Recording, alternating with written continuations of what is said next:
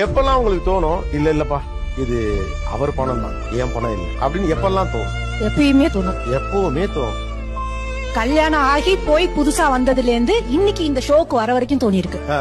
ஒரு இந்த ATM card எல்லாம் வந்தது இல்லையா, அப்போ எனக்கு தோணி இருக்கு அவரோட பேர்ல தான் ஏடிஎம் கார்டு இருக்கும், ஆனா அந்த கார்டு என்கிட்ட தான் இருக்கும், ஆனா அந்த நம்பர் அவர்கிட்ட இருக்கும். அப்போ நான் கார்டு பணம் எடுக்கிறப்ப எனக்கு போன் வரும், இல்ல ஒரு சேஃப்டிக்கு தான் நான் அவனுக்கு போன் பண்ணேன், வேற எங்கேயாவது கார்டு காண அடிச்சிட்டியான்ட்டு அப்படின்னு. ஆனா ஒவ்வொரு தடியும் அது கேக்குறப்ப நம்ம பணம் இல்லையோ அப்படின்னு தோணும். எனக்கு வெள்ளி கொலுசு போடணும்னு ரொம்ப ஆசையா இருக்கும். ஒரு நாள் தெரியாம வெள்ளி கொலுசு எடுத்துட்டேன் சர்ப்ரைஸா.